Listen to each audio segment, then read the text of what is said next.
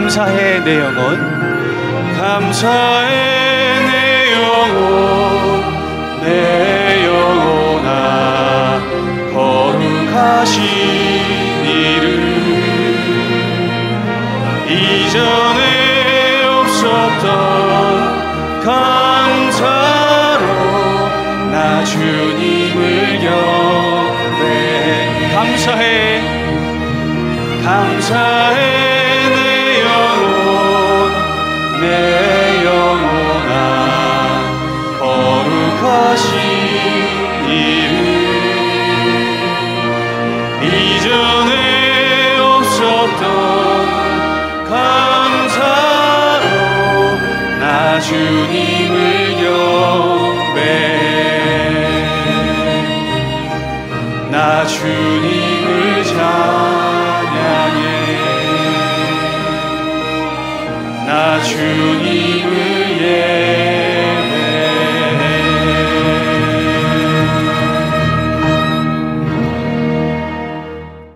오늘 우리에게 주시는 하나님의 말씀은 아모스 1장 1절, 5장 21절에서 24절, 7장 7절입니다.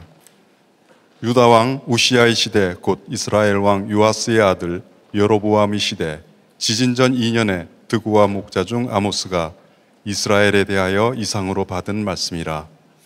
내가 너희 절기들을 미워하여 멸시하며 너희 성회들을 기뻐하지 아니하나니 너희가 내게 번제나 소제를 드릴지라도 내가 받지 아니할 것이요 너희의 살진 희생의 화목제도 내가 돌아보지 아니하리라.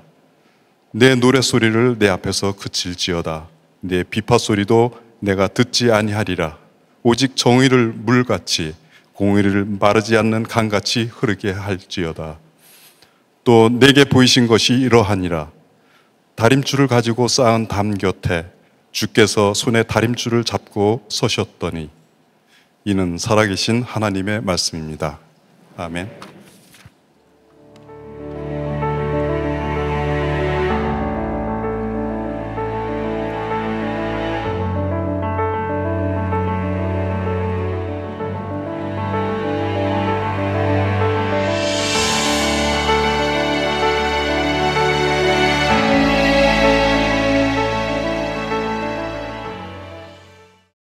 오늘 6번째, 나눔을 통한 정의와 공의의 회복이라는 제목으로 말씀을 나누려고 합니다. 오늘 이 아모스에 대한 이야기, 이 선지자가 누군가 대개 이제 선지서 초반에 나오고 있는데 굉장히 장황스럽게 설명을 하고 있습니다. 조금만 주의 깊게 말씀을 들었던 분이라면 알 것 같은데 1장 1절에 이렇게 되어 있어요. 유다 왕 우시아의 시대, 곧 이스라엘 왕 요아스의 아들 여로보암의 시대, 지진전 2년에 드고와 목자 중 아모스가 이스라엘에 대하여 이상으로 받은 말씀이다. 되게 복잡해요. 이유가 있어요. 이 아모스는 유다 사람이에요. 그래서 유다 왕에 대한 이야기가 나와 있고, 근데 하나님께서 이 아모스에게 예언을 주셨는데 어떤 예언을 주셨냐면 북이스라엘에 대한 예언을 주셨어요. 그래서 북이스라엘 왕, 그리고 또 이 예언을 하기 2년 전에 이스라엘에 지진이 있었어요. 그런 사회생활, 그리고 이 사람은 드고아의 목자다라고 이야기를 하고 있죠.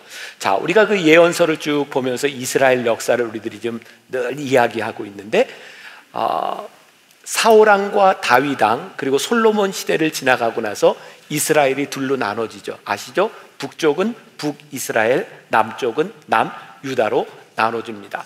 가끔 좋은 관계에 있을 때도 있었지만 남유다와 북이스라엘은 늘 전쟁 관계 속에 있었어요. 이 상황을 진짜 잘 이해할 수 있는 나라가 어디냐면 우리나라입니다. 지구상의 유일한 분단국가인 대한민국. 자, 남쪽과 북쪽으로 이렇게 갈라져서 이렇게 전쟁을 하고 서로 적군이 되어 있는데, 지금 아모스가 남쪽에서 사업을 잘 하다가 뜬금없이 하나님의 말씀을 듣고 북쪽에 가서 복음을 전하는 거예요. 죽을 수도 있어요. 지금 그런 상황에서 말씀을 전하고 있다. 그러면 왜 아모스는 이런 좀 속된 말로 미친 짓을 했을까? 왜 이런 일을 했을까? 이유는 딱 한 가지입니다. 하나님의 말씀이 그의 마음 가운데 임했기 때문에 그가 그 일을 할 수밖에 없었던 거죠. 하나님께서 아모스에게 하나님의 마음을 주셔서 그로 하여금 예언하게 하시고 하나님의 심판을 말하게 하셨어요. 아모스 3장 7절과 8절에 보니까 같이 볼까요? 주 여호와께서는 자기의 비밀을 그 종 선지자들에게 보이지 아니하시고는 결코 행하심이 없으시리라.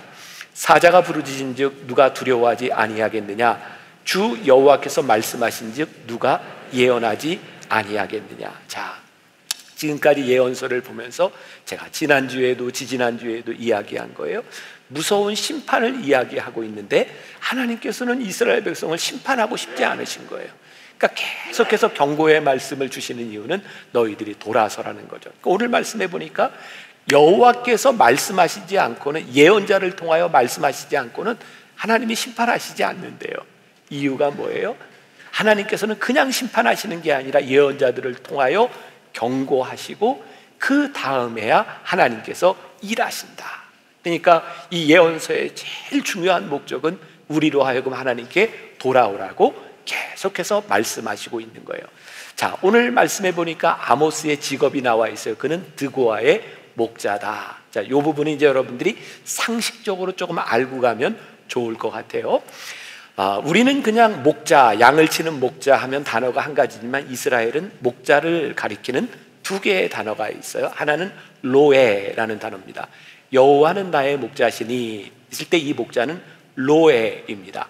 그러니까 어떤 사람이 양을 치는 그 목자, 그 목자를 이야기하고, 또 오늘 이 아모스에게 등장하는 이 목자라고 하는 말은 노케드라고 하는 목자인데, 이 목자는 이게 조금만 이런 양을 치는 것이 아니라 당시에는 왕궁 귀족들이 큰 양떼를 가지고 있었는데 그것을 어떤 사람에게 맡겨서 일을 하도록 했어요. 그러니까 지금으로 얘기하면 큰 비즈니스인 거예요. 이 아모스는 그런 큰 비즈니스를 하는 목자였어요. 저는 또 오늘 말씀을 묵상하다가 그런 생각이 또 들었어요. 로에, 그 목자는 다윗과 같은 목자거든요. 하나님께서는 그런 목자도 부르시지만 노케드, 이런 목자도 부르세요. 그러니까 하나님께서 우리를 쓰실 때는 네가 지금 어떤 일을 하고 어떤 직업이고 그거 중요하지 않은 거예요. 하나님께서 우리를 부르실 때 우리는 하나님 앞에 쓰임받는 사람이 되는 거죠. 이제 이 아모스를 통해서 하나님께서 심판, 정의, 공의에 대한 말씀을 하고 계세요. 자, 아모스 하면 생각나는 것, 여러분들이 조금이라도 성경적인 지식이 있는 분이라면 아모스의 별명을 알아요. 혹시 아세요? 공의의 선지자, 정의의 선지자. 자, 그런데 이 아모스에는 이 정의, 공의와 더불어서 이 다림줄이라는 말이 등장을 하고 있어요. 아모스 7장 7절. 자, 오늘 읽었던 본문 중에 하나인데 같이 봅니다. 시작. 또 내게 보이신 것이 이러하니라. 다림줄을 가지고 쌓은 담 곁에 주께서 손에 다림줄을 잡고 서셨더니, 다림줄이 뭐냐면 밑에 줄을 달고 줄을 딱 내려서 수평을 유지하는 것, 기준을 이야기하는 거예요. 자, 우리 야구 경기를 볼 때 여러분들 해설자들이 종종 하는 이야기를 듣습니다. 아, 오늘 저 심판의 저 스트라이크 존이 조금 이상합니다. 대개 투수가 공을 던지고 자기가 원하는 스트라이크라고 던졌는데 이 심판이 스트라이크 안 하고 볼을 주면 당황스럽습니다. 그래서 이 투수 중에 무너지는 사람이 있어요. 심판은 이렇게 얘기하죠. 아, 오늘 심판의 스트라이크 존이 좀 높군요. 조금 낮군요. 아, 슬라이더를 잘 잡아주는군요. 직구를 잘 잡아주는군요. 그러면서 뭐라고 이야기하냐면, 아, 투수가 빨리 저 심판의 스트라이크 존에 익숙해져야 되겠습니다. 판단을 누가 해요? 심판이 하니까. 근데 우리들의 삶에 보면 우리의 정의라고 하는 것은 누구에 의해 판단을 받느냐, 누구의 취향에 의해 판단을 받느냐에 따라 우리의 정의와 공의가 흐트러질 때가 많은 거예요. 근데 오늘 말씀을 보니까 하나님께서는 하나님의 정의와 공의는 다림줄을 내리고 계셔서 그 다림줄에 의해서 판단하신다는 거예요. 저는 계속해서 요즘 이 예언서를 이렇게 말씀을 여러분들과 나누면서 우리들의 신앙에 진짜 중요한 게 하나님을 아는 건데, 하나님의 마음을 아는 게 우리의 신앙인데, 우리의 신앙이 너무 자의적이고 하나님을 믿는다고 하지만 내 신념을 믿고 살아가면서 우리의 믿음이 흐트러지고 있고 우리들의 하나님의 마음을 떠나가고 있다는 생각이 많이 들거든요. 이번 12주 동안 소선지서를 여러분들과 함께 나누면서 진짜 우리들에게 중요한 숙제가 있다. 하나님의 마음을 아는 것이 중요하다. 제가 짧은 시간이지만 미국에서 유학 시절을 지날 때 그 아이들이 이렇게 놀면서 제일 많이 하는 말 가운데가 놀다가 이런 얘기를 해요. It's not fair. It's unfair. 이런 얘기를 자주 합니다. It's unfair. 애들이 놀다가 싸우면 It's unfair. 공평하지 않다는 거예요. 근데 가만히 애들이 싸우는 모습을 보면 공평하지 않다라고 하는 말의 중심에는 뭐가 있냐면 내 마음에 들지 않는 거예요. 애들은 내 마음에 들지 않으면 It's unfair하다고 생각을 해요.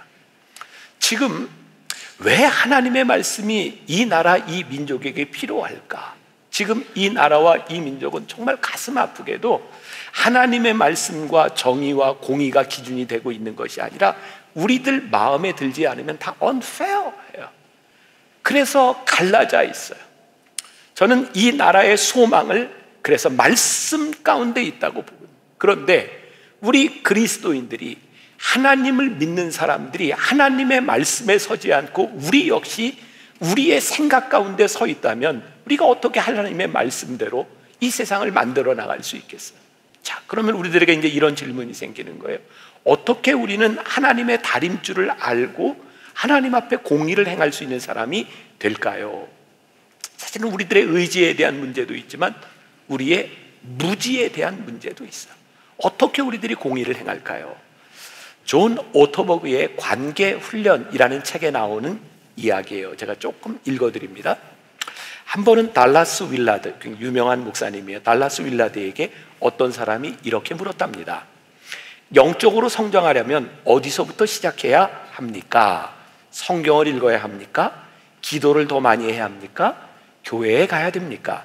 그런데 윌라드는 전혀 뜻밖의 대답을 했습니다. 지금 눈앞에 있는 옳은 일을 하세요. 그걸 하다 보면 교회에 가게 될 것입니다. 도움이 필요해질 테니까요. 자기 눈앞에 있는 옳은 일을 하는 것만큼 우리를 하나님 나라로 빨리 이끌어주는 것도 없답니다. 도움이 필요해질 테니까요. 그리고 하나님이 그 상황에 계시기 때문에 당신은 필요한 도움을 받을 수 있을 겁니다. 오늘부터 눈앞에 있는 옳은 일들을 시작하십시오. 그러면서 몇 가지를 얘기합니다. 기쁘게 부지런히 일하십시오. 바로 옆에 있는 사람을 격려하십시오. 누군가의 하루를 밝게 해주기 위해 이메일에 재미있는 문구를 끼워 넣으십시오. 다른 사람들의 표정을 유심히 살피며 그들의 마음을 읽으려고 노력하십시오. 사과하십시오. 넉넉히 일찍 출발하지 않아서 모임에 늦었을 때 차가 막혔다고 핑계대지 마십시오. 도로에서 다른 차들이 끼어들 때 양보하십시오. 까다로운 사람을 참아주십시오. 자녀에게 화를 내지 마십시오. 지금 우리들 눈앞에 있는 옳은 일, 아주 작은 일일 수도 있어요. 근데 우리는 옳은 일을 시작하면 이게 참 힘들다는 것을 금방 깨달아요. 내 성정, 내 프레임을 가지고 옳은 일을 하는 게 쉽지 않아요. 그래서 지금 우리들 눈앞에 있는 옳은 일을 하면 어떤 일이 일어날까요? 하나님 도와주세요. 제가 옳은 일을 하려고 하지만 이게 쉽지 않고 제가 이렇게 연약한 사람입니다. 하나님 도와주세요. 그때 우리들에게서 정의와 공의, 우리의 연약함을 인정하고 하나님께 도우심을 구하기 시작할 때 공의가 우리들 가운데서 일어나는 거예요. 공의를 행하는 것은 하나님을 생각나게 만들어요. 공의를 행하는 것은 하나님과 동일한 삶을 살아가도록 우리를 인도해줘요. 공의를 행하기 위해서는 필연적으로 하나님께 힘을 공급받아야 되는 거예요. 그러니 오늘 우리들 앞에 있는 옳은 일을 행하십시오. 그러면 우리가 정의롭고 공의로운 사람이 될 것입니다. 아멘? 이런 때는 아멘을 좀 크게 하셔도 괜찮아요. 아멘? 그래요. 우리가 옳은 일을 행하면 하나님이 우리들 속에 기준이 되시면 우리들에게서 공의와 정의가 만들어지는 거예요. 자, 아모스는 끊임없이 정의가 강같이, 공의가 마르지 않는 강같이 흘러야 된다고 이야기를 하고 있죠. 아모스가 북이스라엘에 대하여 불의한 일들에 대하여 예언을 하고 있어요.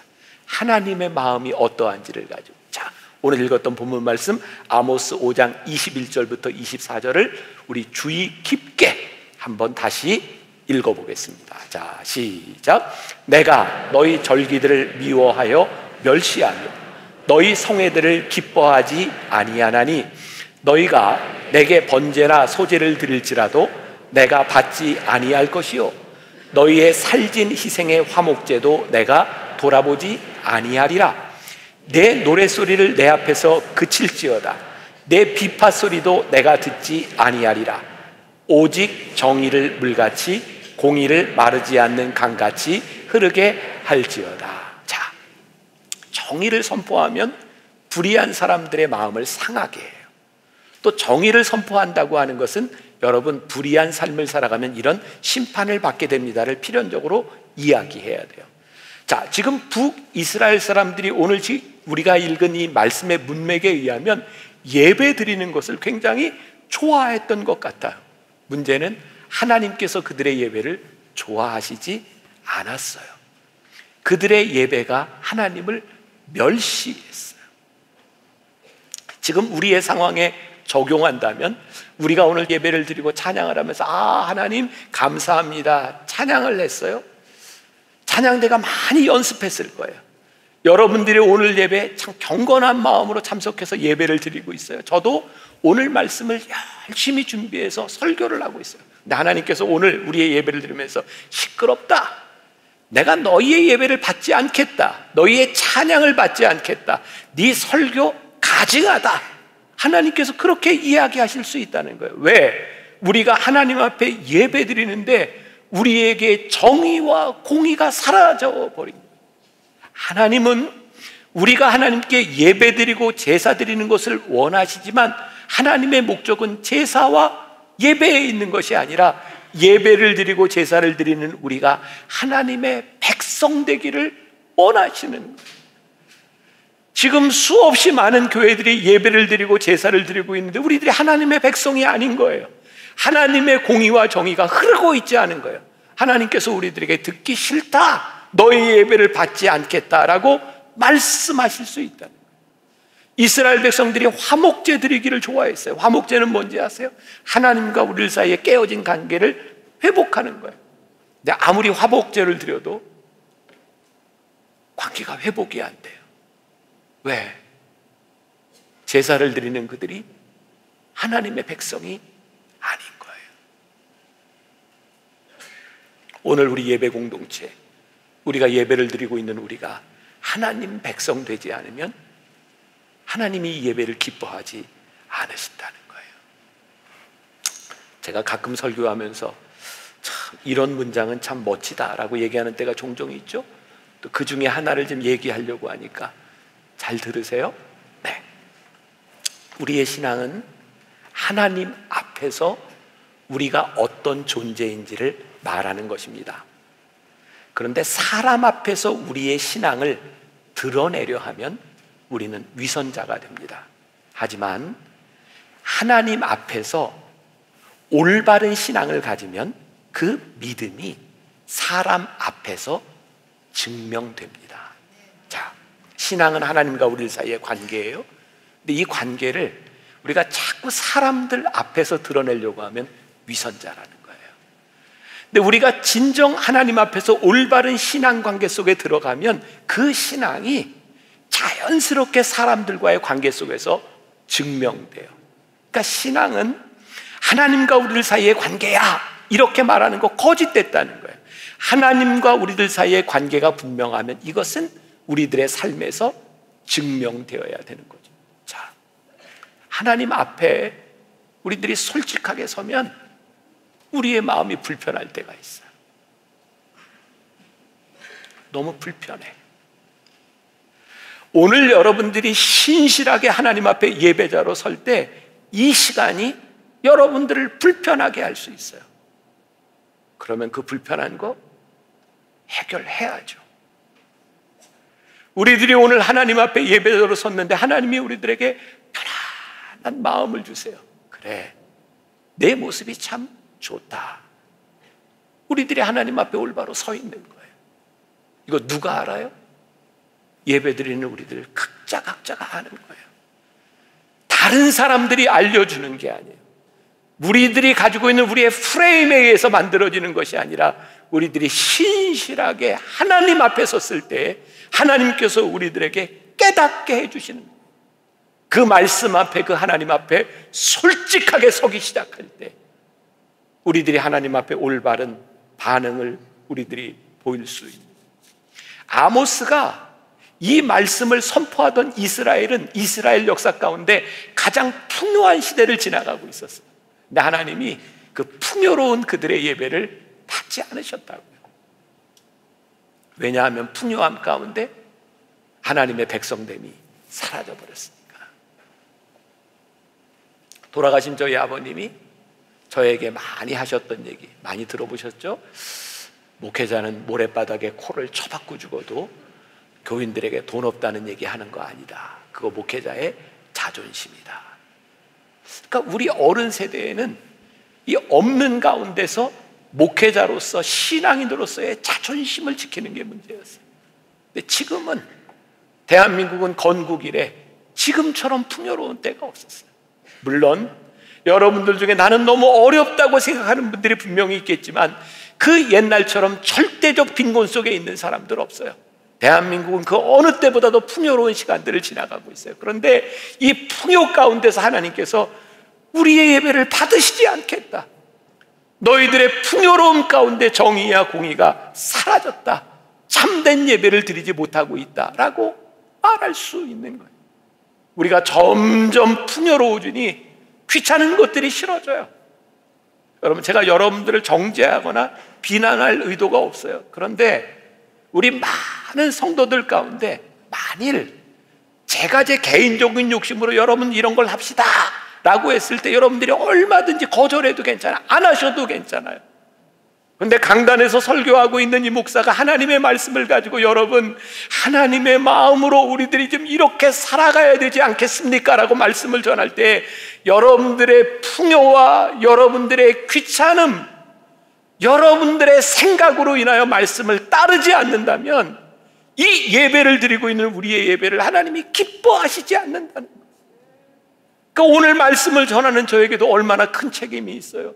제가 하나님의 말씀을 대언해야 되는데, 그러니 하나님 강단에 설 때에 제 욕심과 제 생각이 저를 지배하지 않도록 저를 도와주세요라고 기도해야 되고, 제가 이 강단에서 하나님의 말씀을 선포할 때 여러분들은 우리들이 하나님의 말씀에 순종하고 하나님의 말씀에 따를 수 있는 마음을 저희에게 주십시오라고 기도해야 오늘 우리의 예배와 찬양을 하나님이 받으시지 않겠어요.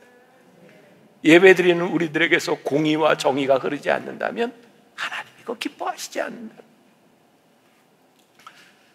정의와 공의의 기준이 무엇일까요? 어떤 미국에서 목회하는 한인 목사님이 그런 글을 썼더라고요. 처음 미국 가서 진짜 이해가 안 되는 게 노숙자들과 거지들을 이렇게 돌보는 사역이 그게 그렇게 이해가 안 되더래요. 아니, 노숙자들이 보면 말쑥하니 옷도 입고 있고 저 사람들을 왜 돌봐야 되나? 사실 제가 미국 5년 있는 동안 진짜 저에게 이해가 안 되는 건 어떻게 저렇게 영어를 잘하면서 거지가 됐을까? 그게 진짜 이해가 안 됐어요. 저렇게 영어도 잘하는데. 이 목사님이 어느 날 말쑥히 차려입은 그 노숙자들의 발을 보게 되었대요. 깨어지고 부르트고 상한 발을 보면서 저 사람들이 옷을 얻어 입을 수는 있지만 그들의 삶이 참 고달프구나.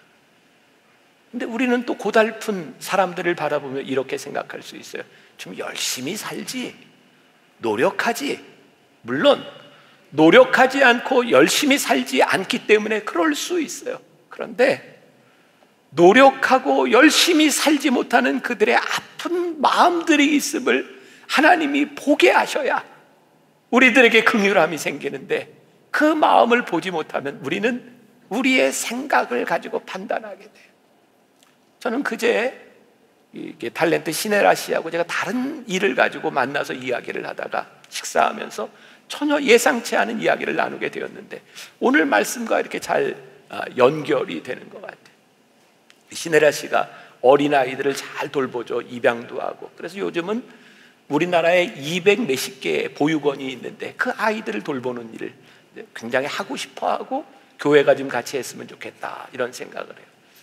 그런데 부모에게 버려진 아이들, 보육원에서 자라는 아이들을 돌보고 키우는 게 쉽지 않습니다. 그래서 이 신나라 씨는 한 사람 한 해 한 해를 그냥 집으로 데려다가 같이 먹고 이야기하고 그렇게 얘기하면서 데려다주고, 그러면서 깨닫게 된 게 있는 거예요. 저 아이가 어렸을 때부터 다른 아이들처럼 부모의 사랑을 받고 제대로 컸더라면 아이들이 그렇게 되지 않았을 텐데, 거기에 대한 아픈 마음이 있는 거예요. 하나님께서 저에게 그런 마음을 주셨어요. 하나님, 우리나라의 보육원이 200 몇십 개밖에 안 된답니다. 근데 사실 보육원에서 교회나 개인들이 가서 돌봐주는 거 좋아하지 않아요. 귀찮은 일입니다. 그래서 누군가 가서 이 아이를 내가 좀 하루 돌보겠습니다 라고 할 때 원하지 않는답니다. 그런데 하나님, 우리 교회가, 이 나라의 교회가 그 아이들 하나만 어렸을 때 잘 돌보고 하나님의 사랑으로 우리들이 이끌어갈 수 있다면 정말 얼마나 많은 큰 일들이 일어날 수 있겠습니까? 그런데 힘든 거예요. 귀찮은 거예요. 잘 안 되는 거예요. 아니, 그냥 놔둬도 세상 잘 돌아가는데 무슨 문제가 있어. 그런데 하나님의 마음이 우리들 가운데 들어오고 하나님의 기준이 우리들 가운데 들어오기 시작할 때 우리들이 다른 것을 보게 돼요. 결론이에요. 오늘 말씀이 왜 추수감사절과 이어져야 되는가? 축구선수 이영표 알죠? 이영표 선수가 생각이 내가 된다라는 책을 썼는데, 자신이 처음 하나님을 만났을 때 너무 혼란스러웠대요. 하나님을 믿기 시작하는데 하나님이 너무 불공평하신 거예요. 왜 이 세상에 어떤 사람은 너무 많이 먹어서 살을 빼느라 고생을 하고 어떤 사람은 못 먹어서 그렇게 굶어가는가? 이게 하나님의 불공평함이 이해가 되지 않더라는 거예요. 근데 어느 날 책을 읽다 보니까 이런 문장이 있더래요. 오늘날 지구상에 살고 있는 모든 그리스도인이 하루에 100원씩만 가난한 사람들에게 나누어 준다면 이 세상에 존재하는 모든 가난과 기근은 사라질 것이다. 그 글을 읽는 순간 이 세상의 불공평이 하나님 책임이 아니라 내 책임이라는 생각이 들더라는 거예요. 제가 오늘 아침에 새벽에 좀 일찍 일어나서 책을 보는데 그런 글귀가 나와서 제가 적어가지고 왔어요. 구약 성경, 히브리어로 된 구약 성경이 총 8,674개의 단어를 사용하고 있대요. 그 정도 대충 8,700. 그리고 신약이 헬라어로 5,624개의 단어로 쓰여져 있답니다. 합치면 14,928개의 단어로 되어 있는데 어떤 장편 소설도 이렇게 14,000개 이상의 단어를 사용하지 않는답니다. 그런데 눈을 씻고 보아도 이 성경책 안에 평등, equality라고 하는 말이 존재하지 않는데요. 하나님은 equality, 평등을 이야기하시지 않습니다. 하나님은 공의와 정의를 이야기하시지 평등을 이야기하시잖아요. 자, 이걸 여러분들 제가 좀 설득을 시켜야 되겠죠? 예를 들어서 빵 3개가 있는데 평등하게 하나씩 다 나누어주고 평등한 세상이다. 하나님은 그렇게 말씀하시지 않는다는 거예요. 한 아이에게 빵 3개를 주고 나누어라. 그게 공의라는 거예요.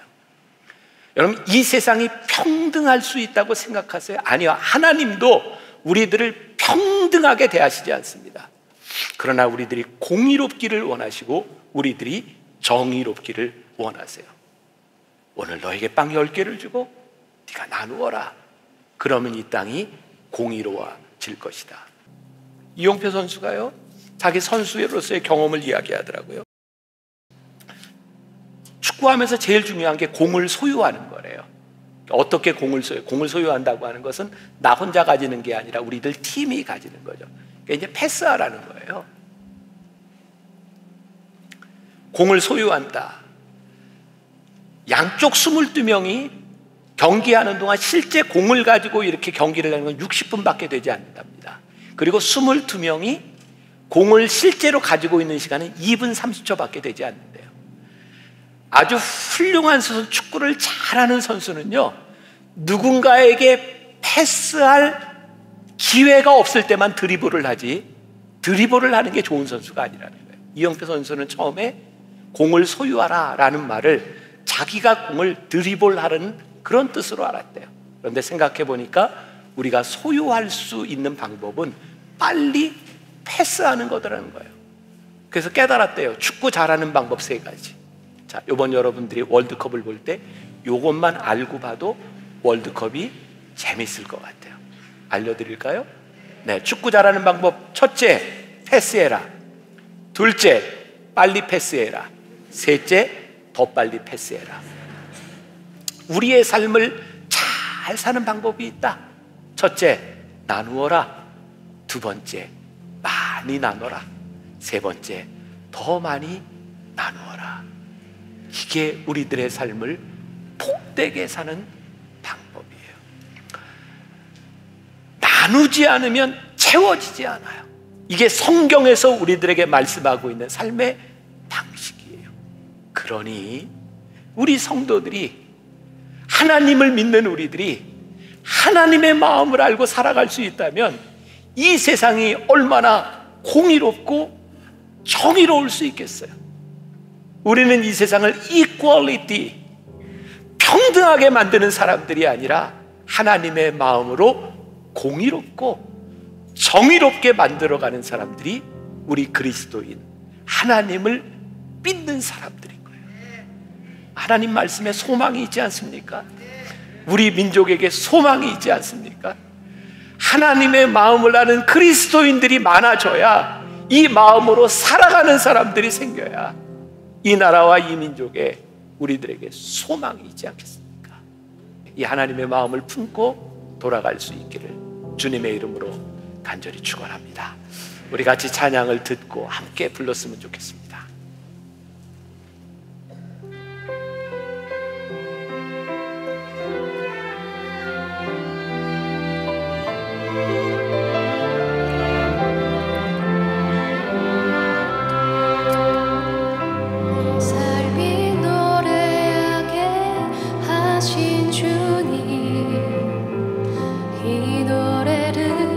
질그릇에 담아서 마음이